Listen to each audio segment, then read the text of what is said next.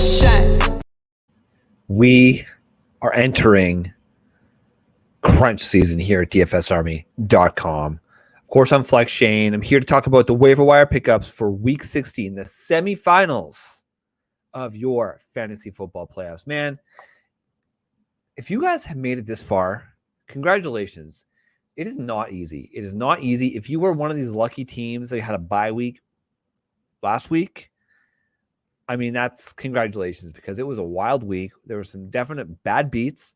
I actually was the beneficiary of a few bad beats, so I will pat myself on the back. But listen, there's some major injury news this week that we need to talk about, and we're going to address on the waiver wire show this week. But the one that affects probably most of us is the Jalen Hurts news. Now, Jalen Hurts, of course, if you followed along and you adopted the season-long fantasy football draft kit early over at DFSArmy.com, you, like myself, will have a ton of exposure to Jalen Hurts. And for the most part, it's been a fantastic play. He is the number one player in fantasy football. He is the number one player. He's the number one quarterback. There's nothing else to it. He put up another 40-point monster, depending on your scoring format this week. Problem is, it sounds like he's going to have a shoulder injury, and that is troubling. The good news is Gardner Minshew is a reasonable backup, but we're going to talk about that in a little bit more detail when we get to the quarterback position. But that's troubling, not devastating, because one of the things we preach here at DFS Army is resiliency and building a smart bench. So hopefully you're prepared. Superflex leagues is going to be a little bit more challenging, obviously, because there's fewer quarterbacks to pick up off the waiver wire. Hopefully you have a viable streamer that you're going to be using, but I say good luck to that. Jonathan Taylor, he's going to miss time. It sounds like he's got a high ankle sprain. We've seen those take about a month to recover, which means effectively his season for our purposes is done, probably for the NFL, because the Colts, they ain't making the damn playoffs. And then Colt McCoy, he suffered a concussion this week, which isn't great. So we're going to have to monitor his status going into next week, though hopefully you don't have to worry about Colt McCoy. But let's get into it. Again, before we get into the nitty-gritty, some overall strategy, okay?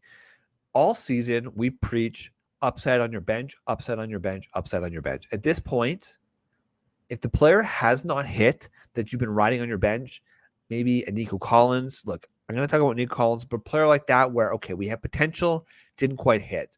Crunch time. Listen, Treylon Burks continues to suffer from the concussion. I like keeping him on bench, but if you can drop him for one of these players we're going to talk about today with instant possible fantasy production, you need to prioritize it. So let's get right into it.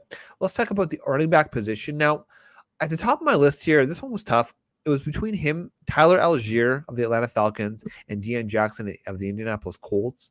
I elected to go with Tyler Algier, and that's simply because I trust the situation a little bit more with the Atlanta Falcons, because we've seen Tyler Algier is finally getting the touches.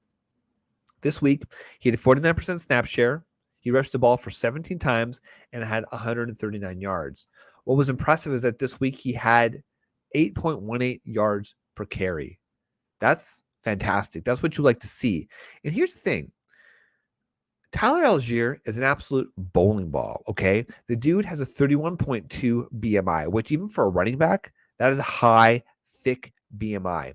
We saw it when he was in college. When he was playing for BYU in his senior season, he had over 1,600 rushing yards, close to 275 rush attempts, and he had a total of 23 touchdowns. So the kid, well, I would consider him an average athlete, 40th to 50th percentile athleticism across most of the major metrics.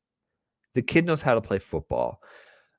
This week, coming up, he's facing the Baltimore Ravens, which is not an easy rush defense.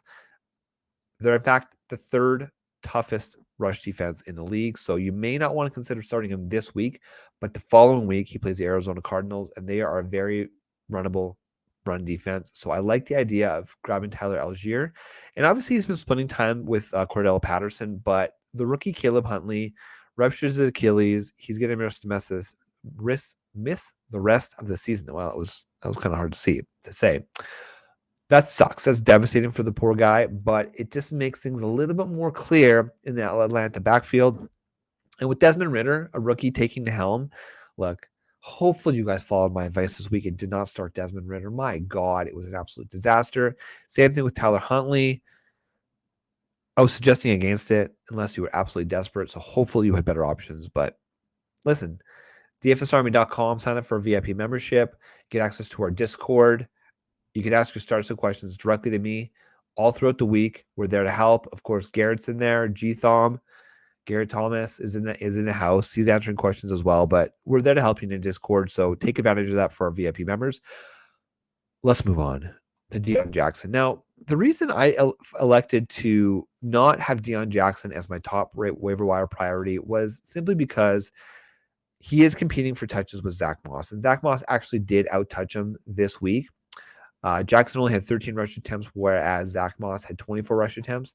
The difference is that Zach Moss had a pitiful 3.38 yards per carry.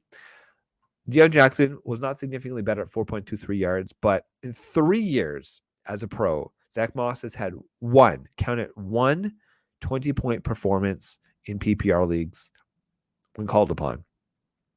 We saw just this season that Deion Jackson had the 28-point monster. He caught the ball. He rushed the ball. He was a complete package. The key thing, too, is that Zach Moss is a beta athlete. He's a 20th to 30th percentile athlete in most categories, whereas Deion Jackson is a 90th percentile athlete in a lot of his speed metrics, speed score metrics per playerprofiler.com. He's got a 90th percentile speed score because of his size. The man is fantastic at football. Rational coaching will suggest that Deion Jackson is going to get the plurality of the touches this week. God, I hope rational coaching will prevail. Please, Jeff Saturday, let it prevail. I'm going to suggest at least 8 to 10% of your fab budget. But one thing I didn't say at the start of the show that I do need to point out, you can't take your fab money with you, okay? Use it this week and next week. Use it. Take advantage of it. If you have a lot left, go after Tyler Algier. Go after Deion Jackson. Go after some of the other players we're going to be talking about today, because they're going to help you win. And there's a reason you hung on to it this long. Don't be frugal. Spend your fab. Let's move on. Next player, and I talked about this guy last week, is Chuba Hubbard. Okay. So Chuba Hubbard, he's rostered in still only 39% of leagues. Week 15, he had a 63% snap share. He kind of came back down to earth. But what we like is that he still put up 9 PPR points on 7 touches, and he also had the 3 receptions. So we do know that Deontay Foreman is going to continue to be the main back in that backfield, but Chuba Hubbard, worth considering, a couple bucks. Zach Moss, we already brought up. He's rostered in 4% of leagues, so he's definitely out there. I don't like Zach Moss. I don't think he's a very good player. I don't think he's a very good football player in general. I feel like he is a trap if people are telling you that he's going to be the starter over Deion Jackson. So my preference is definitely Deion Jackson. Listen, if you got a couple bucks, you want to throw it on Zach Moss, fine, you can do it. I don't love it, but he's going to get some touches.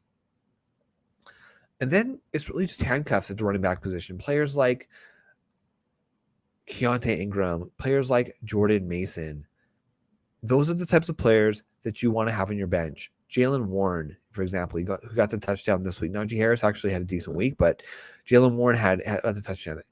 As an aside, the Pittsburgh Steelers look better with Mitchell Trubisky throwing the ball. So I just hope that even if Kenny Pickett ends up being healthy before the end of the year, I get it's important touches. I get they're probably not going to make the playoffs, but for our purposes, selfishly, for fantasy football, make guys like Deontay Johnson, who put up 20 points in PPR leagues off 10 receptions this week, make him fantasy reliable. Make him fantasy viable. Please. Okay. That was just a PSA for all of our fantasy football lovers out there. Let's talk about the wide receiver position. And top of the list, without a doubt, this week has got to be Zay Jones, right? Zay Jones is the wide receiver 19 in PPR leagues in terms of total points, okay? He's only rostered in 43% of leagues. Look, I get it. This is a testament. Fantasy football gamers are fickle. We are fickle beings. For his entire career, Zay Jones did squats. Yes, we liked him as a prospect. Yes, he was a decent streamer once in a while. But in the last 5 weeks, Zay Jones is averaging 10 targets per week. That is elite level production, and he's a player that needs to be rostered. Now, it's not safe to assume that he's going to score 3 touchdowns, but as long as he continues to get 8 to 10 targets every single week, especially in PPR leagues, he's going to be fantasy viable. Zay Jones needs to be rostered. Stop playing games. Roster Zay Jones in your league. It doesn't have to be pretty, man. Just get the damn fantasy points. Listen, we'd love to overanalyze. He's getting the targets.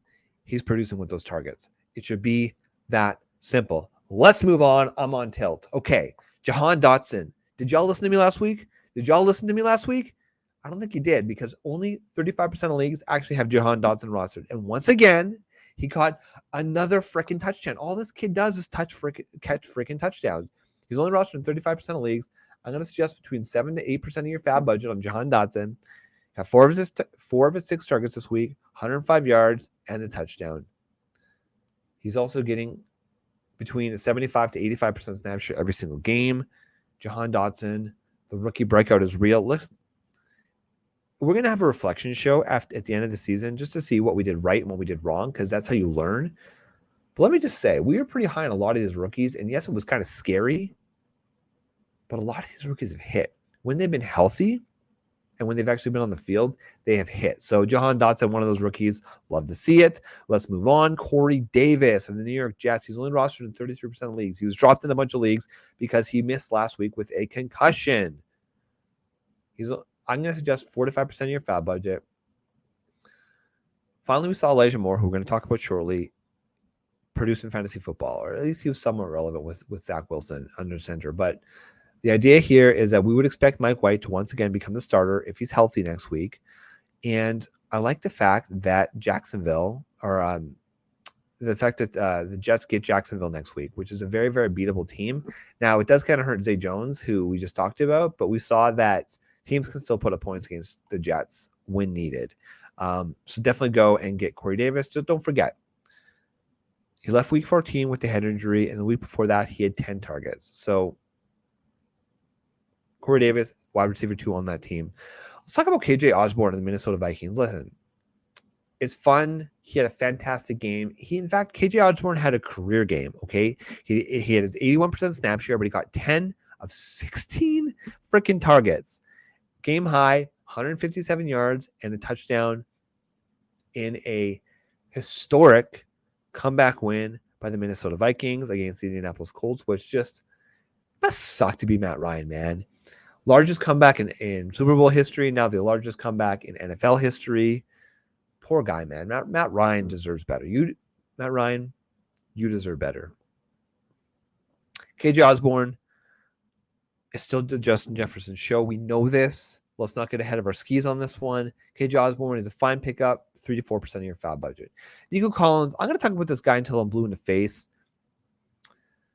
We saw that Chris Moore came back down to earth this week.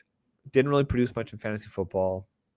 Nico Collins is that guy. If Nico Collins is healthy, and I pray that he is, he's going to be the one leading the targets on that team. Again, I don't think Brandon Cooks is going to play again this season. I think he's done. He's just so done with the Houston Texans. Nico Collins is still young. He's not quite as jaded as one Brandon Cooks. So Nico Collins, I'm going to suggest 3 to 4% of your foul budget. Matt Collins, another dude, Las Vegas Raiders, rostered 44% of leagues, 2 to 3%. Not much to say about this guy. He's boom or bust, but typically he's getting between 90 and 95% of these snap shares. He's getting the deep targets from Derek Carr. I just don't really want to talk about the game from yesterday. The game they're deeming the collateral damage. Collateral. Get it? Yeah, hilarious. I know. Yeah, man. That was a game that had me stewing. I was pretty damn upset about that. Patriots playoff percentages went from about, I think, 44% down to like 22%. So got cut in half. Absolutely devastating. Unnecessary. Matt Patricia's got to go. Let's move on. Chris Moore, Houston Texans. If Nico Collins is back, if Brandon Cooks is back, again, I don't think he's going to be, then he's not really rosterable, but he continues to see the targets. He had 9 just this week. it's the Houston Texans. It's too unreliable. $2 to $3.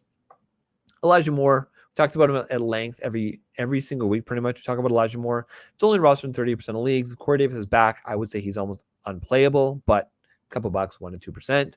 Demarcus Robinson, same deal, man. As long as Lamar Jackson is not playing, and the latest on Lamar is no update. That is horrible news. That means he's probably not going to play this week. We would be lucky if we're going to see him in our fantasy football playoffs or finals, in which case, are you actually confident to start Lamar Jackson in your finals when he hasn't played? I don't know if I would be, especially considering Lamar hasn't done much since the start of the season. Demarcus Robinson, boom or bust, unplayable unless Lamar's in. Couple bucks max. Isaiah McKenzie, same deal. 5-6 targets every single week. Really, you're banking on a touchdown. 2 to 3%. Ben Skoranek, my guy. Of course, I'm recording this Monday night during the football game. It's the Green Bay Packers versus Rams, the Baker Mayfield-led Rams. Haven't seen a second. Haven't checked my phone. Haven't checked an update. I have no idea what's happening. If I was a betting man, and maybe this will be a cold take, probably not going to be a super high-scoring game. Not exactly two offenses clicking, and it's going to be kind of nasty. But Ben Skoranek, man, he broke out last week. I like him as one of the top targets. It's him and Van Jefferson for the most part on that team. Ben Skoranek, a couple bucks. Finally, I got to do a shout out to my guy, Noah Brown. I say my guy. Not really, he's not my guy, but listen, Noah Brown was fantasy relevant when Michael Gallup was missing time. And as a third wide receiver, man, he feasted this week. He actually led the team in targets with 9, and he had 49 yards and 2 touchdowns. So for those of you like myself who were streaming Michael Gallup in a flex spot, that kind of hurt because up until the end of the game, right around, I don't know, a few minutes left in the game, he had 0 points. He was going to put up the freaking zero burger, which absolutely just devastating in fantasy playoffs. But Noah Brown was a beneficiary. Hard to say. Obviously, we know that Dallas is a high-flying offense. They're going to put up points. Noah Brown could be the beneficiary of that. It's going to be hard to predict. Probably going to go off on your bench like he did this week, but a couple bucks. Let's move on to the quarterback position, okay?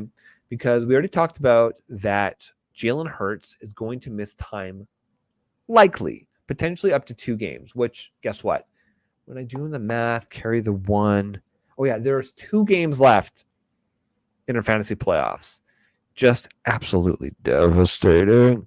So this one's a gut punch. This one's an absolute gut punch. But I will say the stash himself, Gardner Minshew, the lifeblood of the Philadelphia Eagles, he's fantasy viable, man. He's a pretty safe floor, 16 to 17 points, and the dude has the weapons around him with A.J. Brown, with Devonta Smith, with Miles Sanders to put up points. Floor, 16 to 17 points, and upside, 25, 26 points potentially. I don't see him breaking a slate necessarily, but the guy's got swagger, and the guy can put up fantasy points. In non-Superflex leagues, so 1 quarterback leagues, is he a streaming option? Yes, I suppose. It really depends on your options. If your other options are guys like Matt Ryan or, like that, maybe even like, Derek Carr, borderline QB1s, right? Guys that have been inconsistent all season, Ryan Tannehill types. Gardner Minshew is certainly in that conversation. And this week they play Dallas.